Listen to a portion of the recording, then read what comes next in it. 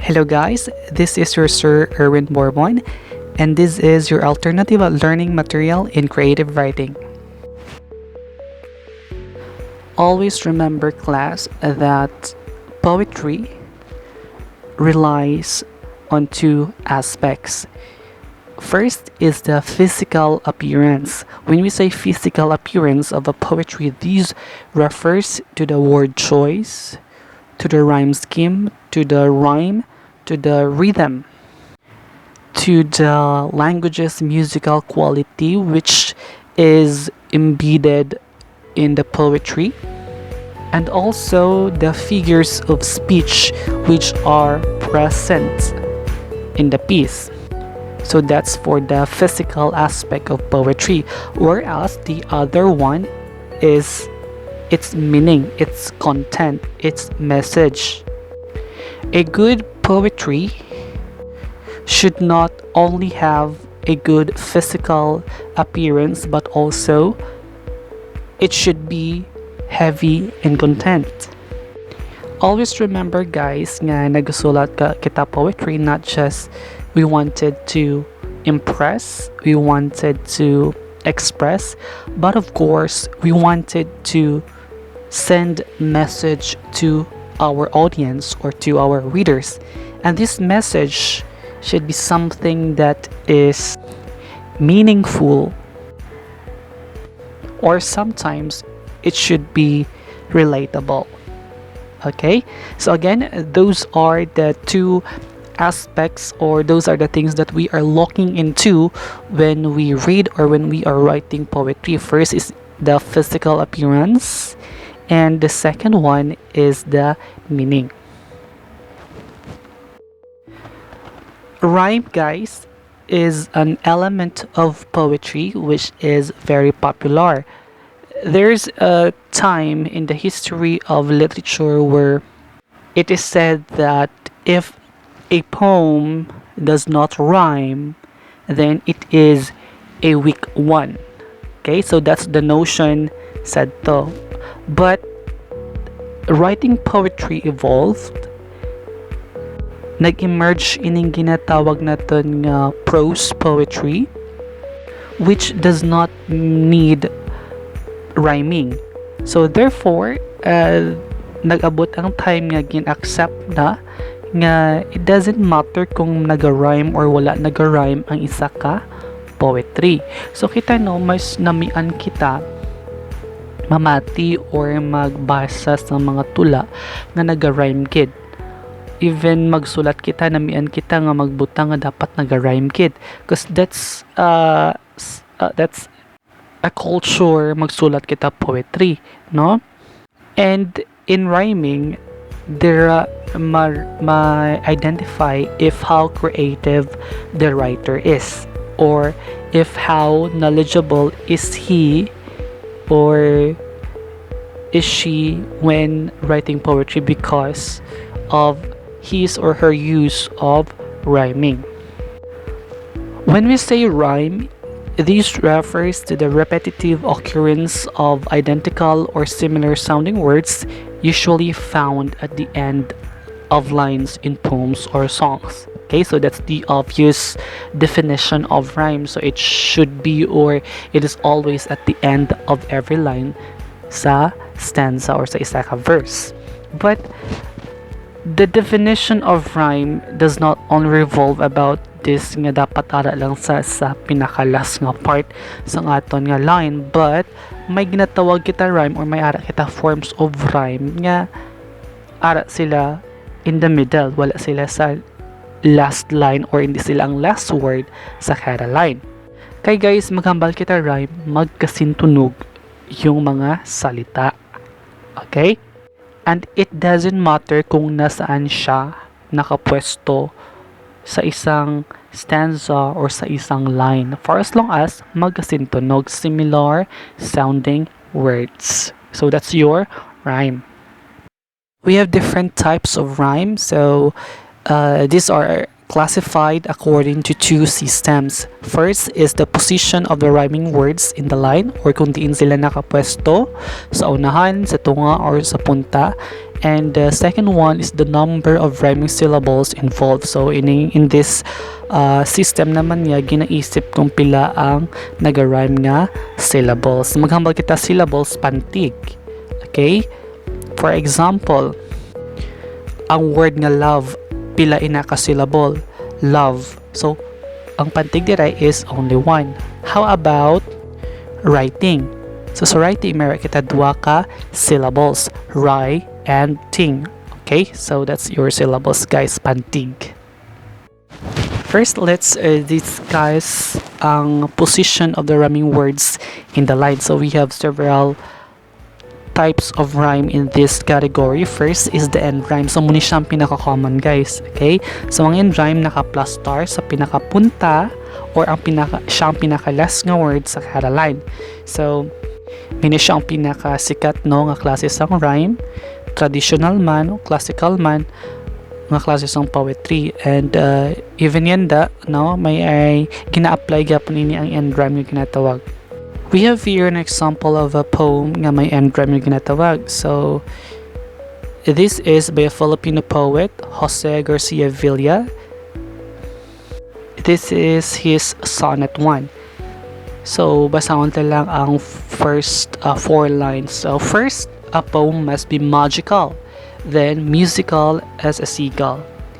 It must be a brightness moving and hold secret a bird's flowering.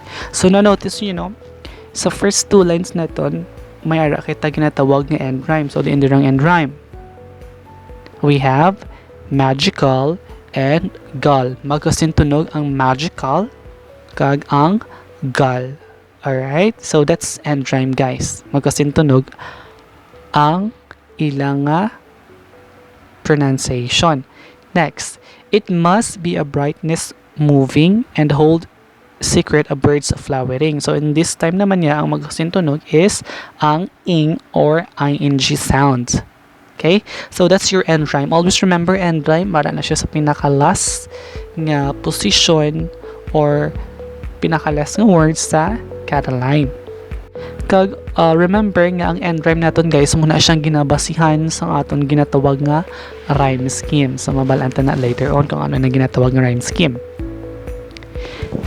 Next form of rhyme, we have the internal rhyme. So kung ang end rhyme natin, guys, is ara siya sa pinakapunta, ang internal rhyme natin is within the line mismo or within the stanza. So kumbaga scattered sila ang mga words nga magkasintunog within the line or within the stanza. Okay? So it should be placed before the beginning and, or rather after the beginning and before the end of each line. So ara sila sa sulod. Okay? We have here an example from another Filipino poet, say Ralph Seminagalang, Baguio the Return. So according here, in Bornham Park I walk with nobody to talk to but myself. Shadows of my making stalk me in the silence, repeating everything I do. So na-notice ninyo, wala siya may ginatawag na end rhyme or wala naga-rhyme ang last words kada line, but the rhyming words are scattered in this stanza. So we have the words such as walk, talk, and stalk. Okay? We also have repeating, everything, and making. So these are examples of rhyming words nga nakascattered sa isa ka stanza. Okay? So that's your internal rhyme. Next, we have what we call Leonine rhyme. So this kind of rhyme is a special kind of internal rhyming. So between the last stressed syllable before the cesura, or natural pause or break in a line of verse and the last stressed syllable of the line. Okay. Maghambal kita leonin rhyme, makita ini siya sa isa ka line. And for example, nagkuha ako tabo, kama, kay ako maligo. So ang sesura dito is ang part nga nag-pause ako. So nagkuha ako tabo. So ang sesura dito, ang word nga sesura, makonsider natin nga sesura is ang tabo. Okay? Kag ginfollow sang kay ako maligo. Okay? So kung na-notice ninyo, that's one line. Ang sesura natin is tabo. Kag nag-rhyme siya sa end or last word nga maligo. So tabo and maligo. So that's your leonin rhyme. Okay? Another example. There's a whisper down the field where the year has shot her yield. So the sesura there is between field and where. So ang makonsider natin nga sesura word is ang field. Okay, kay dala ang pausing. So there's a whisper down the field where the year has shot her yield. And this word nga field, nag-rhyme siya sa last word nga yield. Okay? So that is an example of leonin rhyme. Next, we have beginning rhyme. So kung may ara kita ginatawag nga end rhyme, may ara man kita beginning rhyme. So kung ang end rhyme, last word siya, ang beginning rhyme naman niya, muna siya ang pinakauna nga word sa kada line or ang first word sa kada line. So it occurs in the first syllable of the first few syllables of several lines. Extremely rare, so that only few examples are to be found in serious literature. So gamay lang ang nag-apply sa beginning rhyme. Example, so why should I have returned? My knowledge should not fit into theirs. I found untouched the desert of the unknown. So this is from W.S. Merwin's Noah's Raven. So kung na-notice ninyo, no, may ginatawag kita diri nga beginning rhyme. So what are the first syllable nga nakita? So we have why, my, and I. So these are beginning rhyme because they are similar in sound or pronunciation. So take note, maghambal kita beginning rhyme, it should be the first syllable or first few syllable of the word. So kung ano ang rhyming dabi is ara siya sa ikaduha nga syllable, so still makonsider mo na siya nga beginning rhyme. For example, maligo ako karon. So that's your first line. The second line, naigo ako sang kainit. Mahigko na ang akon nga lawas. So, ano ang mga words nga gingamit ko? So, we have maligo, we have naigo, and we have mahigko. So, aside sa first syllable nga ma para sa maligo, na para sa naigo, kag another ma for mahigko, nag-rhyme man ang third syllables nila nga go for maligo, another go for naigo, and ko for mahigko. So kung for example dabi ang first syllable nila wala nag-rhyme but ang ila third syllables nag-rhyme, so still pwede nato na siya magamit sa beginning rhyme. Okay?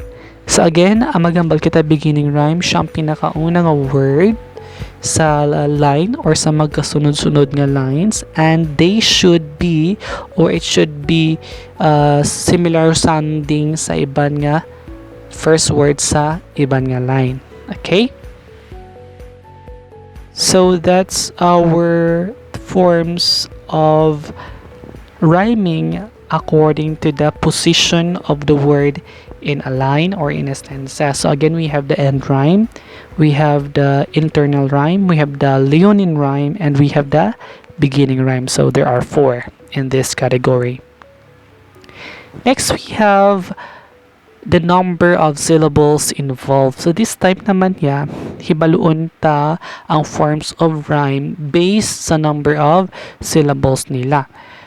Okay, first we have the masculine rhyme. So this occurs if the correspondence of sound is limited to the accented or stressed concluding syllables of rhyming words like bold and gold, also known true rhymes or perfect rhyme. Masculine rhyme constitute the majority of rhymes in English. So magambal kita masculine rhyme, dapat ang last syllable sang different words are perfectly similar sounding. Kumbaga dapat or na-stress na sila, kumbaga accented, and they have both perfect similar sound. Another example, we have record and accord. So sa record, ang accented or stressed syllable natin is ang chord, which is the last syllable of the word. Whereas ang aton nga accord, same mind, ang accented or stressed syllable is ang last syllable nga chord. So magasintunog sila perfectly sang isa pa yun ka words. Again, record and accord are masculine rhyme. Okay? So muna siyang example, guys. Again, take note, magambal kita masculine rhyme. Ang last stressed syllable sang isa ka word dapat perfectly magkasing tunog. Okay? To recognize that kind of rhyme, so always look at the spelling of the ending syllable sa mga words, kag dapat na stress na sila or accented in ang last nga syllable. Okay? Next, we have the feminine rhyme. So this occurs if the rhyming accented or stressed syllables are followed by identical unaccented or unstressed syllables like fountain and mountain. So take note, ang masculine naton dapat stressed ang last syllable, whereas ang sa feminine naman, ang accented or ang stressed nga syllable is ang first syllable or the middle syllable. So dapat ang last syllables niya sang word is wala na stress or not accented. Sa word nga fountain kag mountain, ang stress dito is ang found for the fountain kag mount for the mountain. Take note, ang found is kasintunog sang mount. Same with tain sa fountain kag tain sa mountain. So feminine rhyme na sila. Okay? Next, we have the triple rhyme. So it occurs if the rhyming accented or stressed syllables are followed by two identical unaccented or unstressed syllables, like in glorious kag victorious. Although it has been deployed in serious types of poetry, triple rhyme is usually used for comic, humorous, light, nonsensical, or satirical verse. Okay. Kung ang aton nga feminine rhyme, two syllables are perfectly sounding.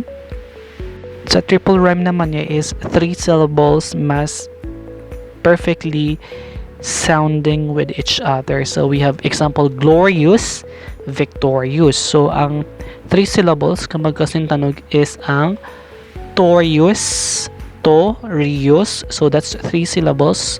And glorious, glorious, which is also three syllables.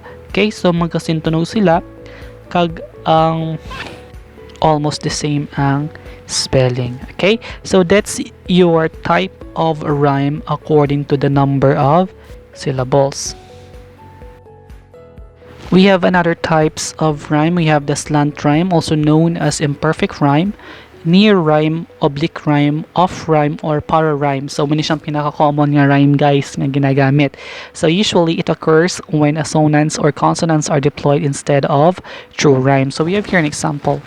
If love is like a bridge or maybe like a grudge, and time is like a river that kills us with a shiver, then what have all these mornings meant but aging into love? So, diri gina-base natin sa consonants or assonance. So, sa first two lines, we have the bridge kag grudge. Even though hindi sila true rhyme, magasintunog ang ilang ha consonants nga edge, edge, bridge, and grudge. So magasintunog ang ilang nga middle consonants. Ang words nga cat kag mat are perfect rhyme. Why? Because they are perfectly sounding with each other or similar sounding with each other, and it's because of their similar spelling also, at and at. So cat and mat are perfect rhyme. Kag opposite ina siya sa slant rhyme. So we have an example for slant rhyme or imperfect rhyme. We have cat and sad. Cat and sad. Okay, so CAT for cat and SAD for sad. So these two are not perfectly similar sounding, but they are similar sounding only, and they have different consonant sound but have similar assonant sound. So cat, and sa sad. So they are considered as slant rhyme. So kay kung aton hindi pag-focusan gid ang sound nila daw magkasintunog. So cat, sad. Okay, so imperfect rhyme or slant rhyme. Another form of rhyme, we have the I rhyme, so also known as visual rhyme or printer's rhyme. So ini siyang example sang rhyme is nag-rely siya sa spelling sa mga words. So almost the same ang spelling sang words but different ang pronunciation. We have here an example. Alas, how can I interpret my mood? They took away the language of my blood. So nakita nyo ang words nga mood and blood. So they have similar spelling.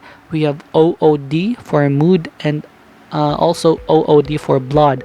But ang pronunciation nila is different. Mood, blood. Ang mood sa or ang ud sa mood is u. Ang UOD naman sa blood is blood. Okay? So, I rhyme na siya tawon, kumbaga deceiving.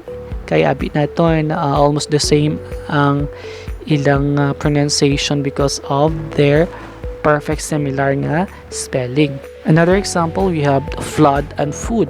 So, same man ang spelling OOD but different ang pronunciation. That's your I rhyme.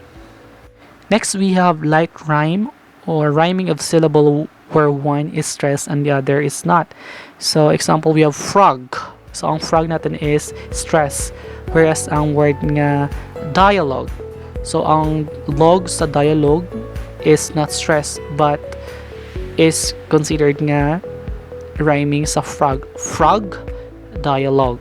So, again, take note, ang log naton nga kasing tunog sang frog, it's not stressed. Okay? Another example, we have mat and combat.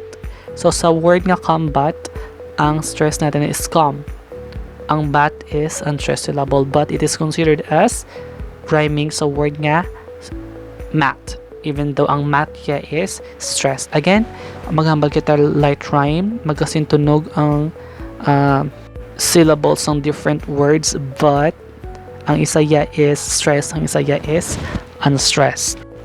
We have macaronic rhyme. So these rhymes words from different languages. So examples are villa and manila, amore or amor and favor, sure and cressure, lay and lay, sitar and guitar. So these words come from different languages and they are rhyming with each other. So ang tawag sila is macaronic rhyme. Okay? For example, sa aton Tagalog dialogue. So Tagalog dialogue, they are or they came from different languages and they are rhyming with each other. Next, we have the rich rhymes. So in this case, the words are pronounced the same but have different meanings, like homonyms. Examples, raise and race. So, perfect ang ilang pronunciation. Kumbaga, similar gid, perfectly similar, but lain ang spelling. We also have break and break, very and very, lesson and lesson. So, same ang pronunciation, different ang spelling, different ang meaning. So, ang tawag sina is rich rhyme. Next, we have the scarce rhyme. So, in this rhyme, one word has an extra syllable. For example, rye and buying, lick and pickle. So, may extra syllable ya ang isa. So, sa rye, nag-rhyme siya sa syllable nga buy. Pero ang buy, may sugpon nga ing. So, buying saya. So, kumbaga, wala nag-rely sa last syllable ang pagka-rhyme nila. But, it doesn't matter kung sa diin ang ilang nag-rhyme nga syllable. Basta ang isa ka word has an extra syllable. Kumbaga may sobra or may dugang. So, same with a lick and pickle. So, ang pick naton, may sugpon nga kel, pickle. Okay? May sobra ang isa. Next, we have the semi-rhyme. So, these refers to words that have very few other words that rhyme with them. So, kisa lang siya makita because ka-rare or napaka-rare niya. So, examples are lips and wisp, oceanless, and motionless. Okay? So, that is semi-rhyme. Again, magkita semi-rhyme. Very few other words that rhyme with them. So, gamay lang gid ang words nga na ga-rhyme sa ila.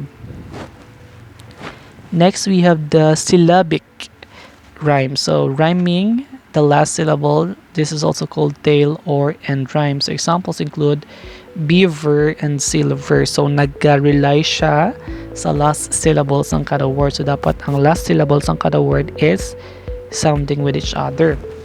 So, we have dancing and prancing. So, ing ang ilang syllable nga magkasintunog. So, that is your syllabic rhyme.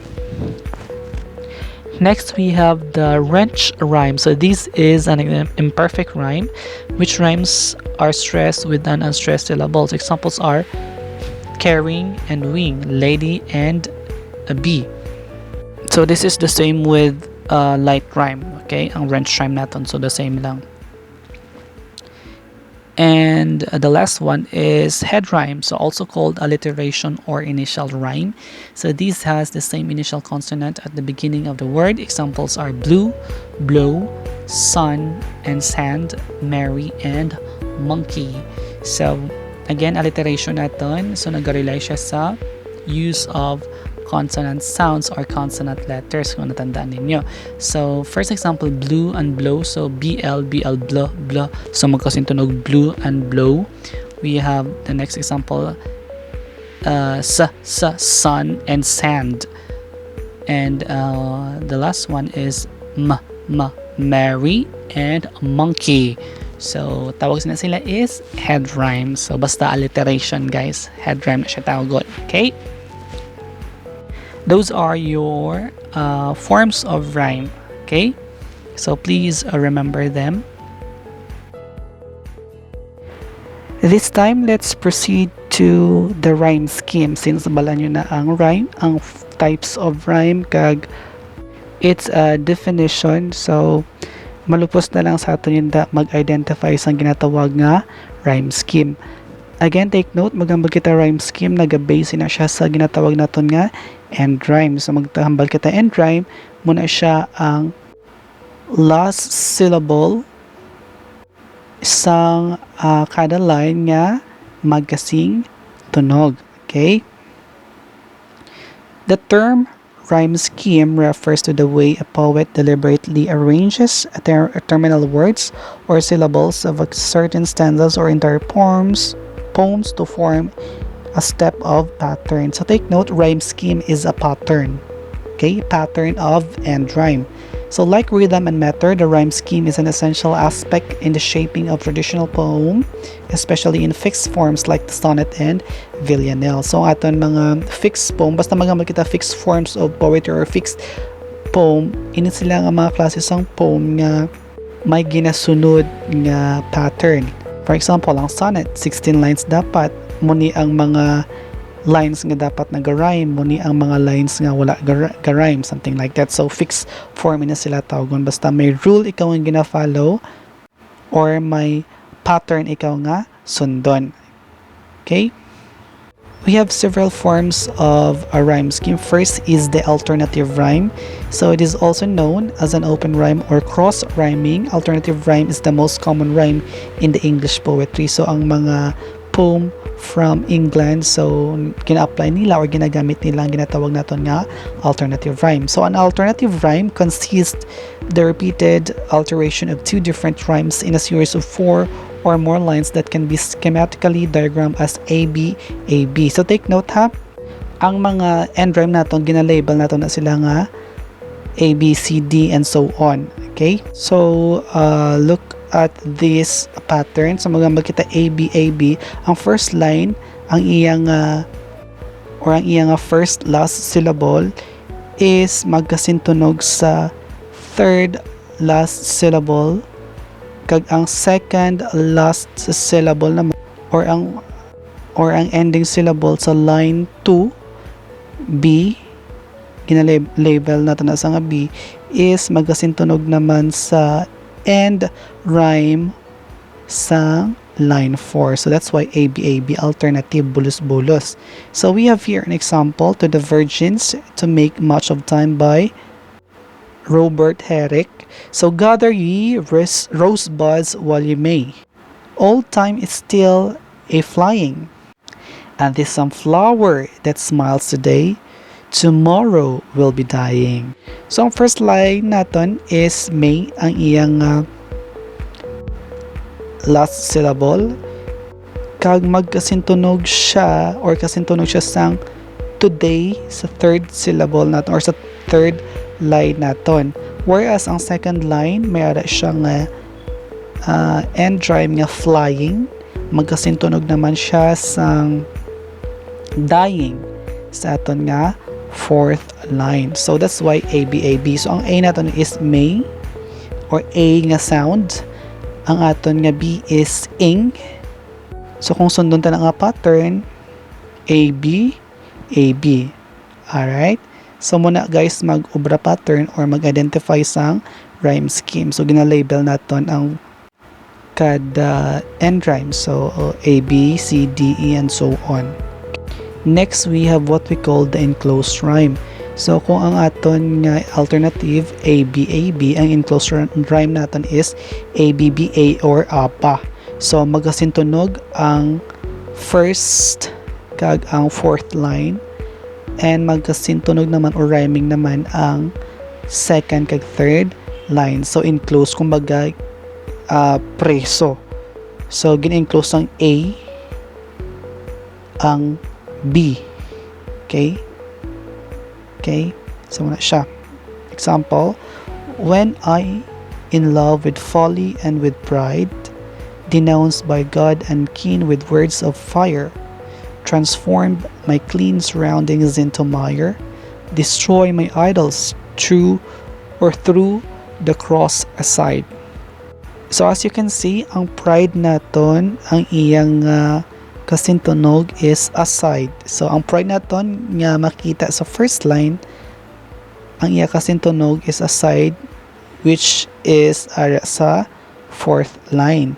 Okay, so ang pride kay siyang unang end rhyme, so i-label nato na siya A. So I'd. So ang kasintunog niya is aside, so A man ang side. Okay, next, ang sa third kag second line, we have fire, ire.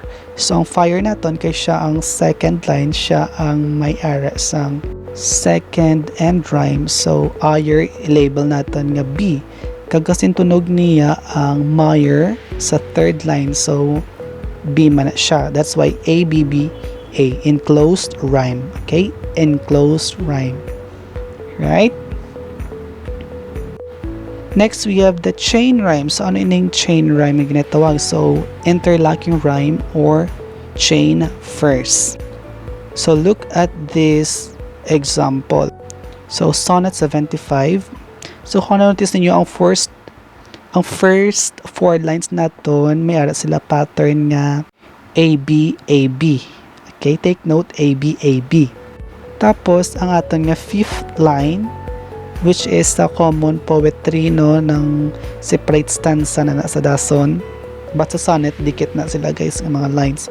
Pero kung manotice ninyo, ang fifth line naton, kasintunog niya ang pray kag away. So, ang away kag pray naton are both the B and rhyme.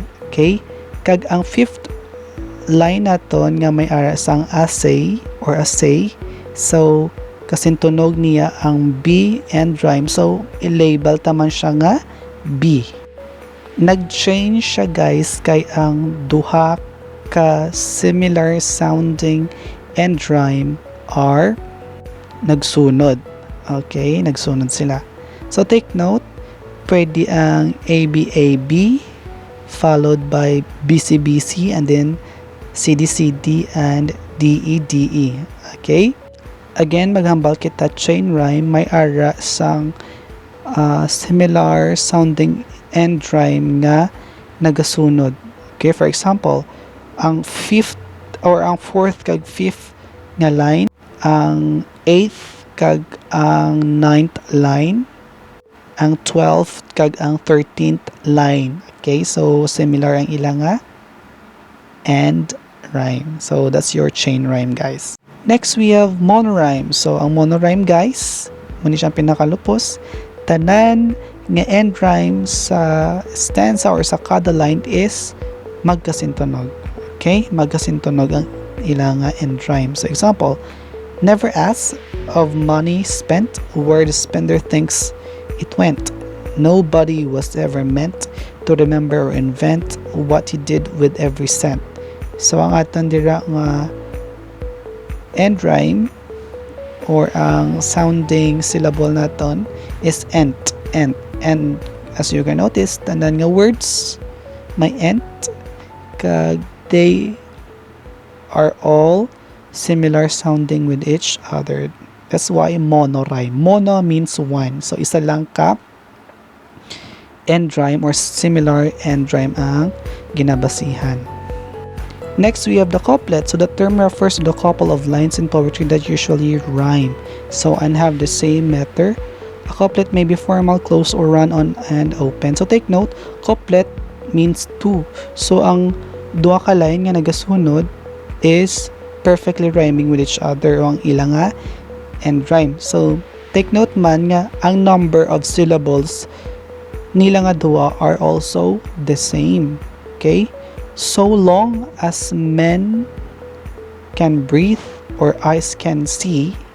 So that's 10 syllables sa atong first line. Ang second line naton, so long lives these and this gives life to thee. So also 10 syllables. So the same sa atong first syllable. Kag ang ilang end rhyme, see and thee, they are rhyming with each other. Therefore, makonsider natin na siya nga couplet. Okay? Next, we have what we called triplet. So, gina-apply niya man ang monorhyme but tatlo lang ni siya ka line. So, kung couplet, dua lang. Kag sa couplet naton, same ang number of syllables nila. Sa triplet naton niya, ang aton nga triplet, it doesn't matter kung equal or almost the same ang number of syllables nila sa kada line for as long as 3 lines are having an end rhyme nga similar sounding with each others. Okay? So, it could be AAA followed by BBB or CCC. So, that's your triple rhyme. Okay? Again, aton alternative rhyme ABAB, ang enclosed rhyme ABBA, ang aton nga chain rhyme ABAB, BCBC, and so on. Ang aton nga monorhyme AAAA or BBBB, CCCC, and so on. Ang aton nga couplet, the same number of syllables sa kada line, and they are having end rhyme nga naga or magasintunog with each other. And ang atong triplet naman is 3 lines nga may ara similar end rhymes. So it doesn't matter kung pilang number of syllables nila within sa line. Okay, so that's your rhyme scheme, guys. I hope you have learned.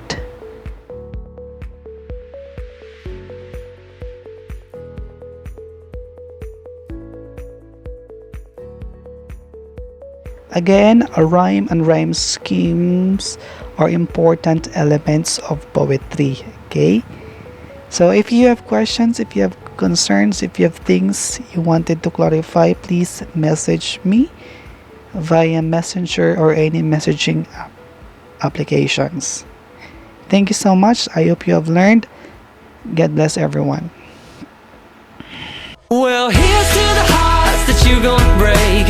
Here's to the lives that you're gonna change. Here's to the infinite possible ways to love you. I want you to have it. Here's to the good times we're gonna have. You don't need money, got a free pass. Here's to the fact that I'll be sad without you. I want you to have it all.